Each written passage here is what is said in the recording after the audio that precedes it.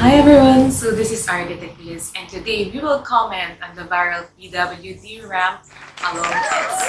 So marami tayong nakitang memes niyan sa internet. So I picked this video by GMA News. So let's go. Ang hirap. Hindi makakaya. Hindi ko kaya talaga. So as we can see in this video, this man in wheelchair is struggling na makababa dun sa ramp.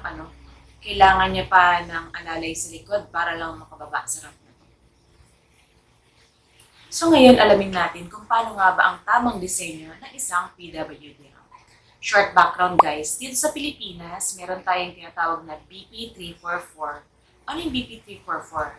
This is the Accessibility Law, batas pambansa bilang 344. Ang batas na ito is there to enhance the mobility of disabled persons by regulating certain buildings, institutions, establishments, and other public utilities to install, facilitate, and add other devices para to help our PWDs move and navigate freely sa mga public spaces and private spaces without the help of Isn't anyone. that amazing? So this is jointly promulgated by the DPWH or the Department of Public Works and Highways.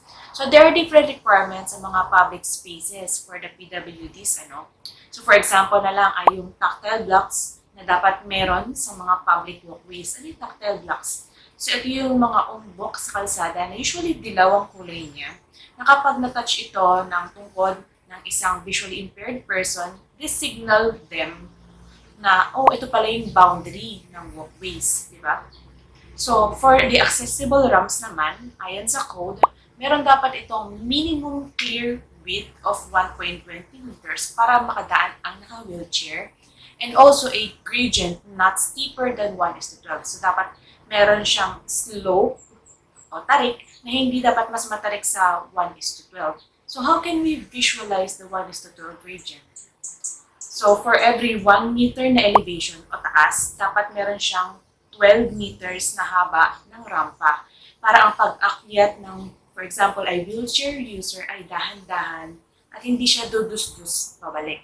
So that's how we can analyze that. So I've created this visual representation on how to better understand the 1:12 gradient. Pero ayon din sa code, dapat ay merong maximum limit lamang ang ramp na 6 meters. So every 6 meters, there is a 1.5 meters rest and then the other 6 meters to complete the 12 meters requirement for every 1 meter elevation. So additional din sa code na dapat slip resistant ang materials na gagamitin. So now let's compare this visual representation versus the elevation ng PWD ramp along its. So yan yung visual comparison nila, no?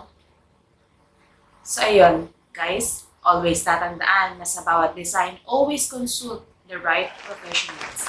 And also, laging tatandaan sa arkitekto, sigurado.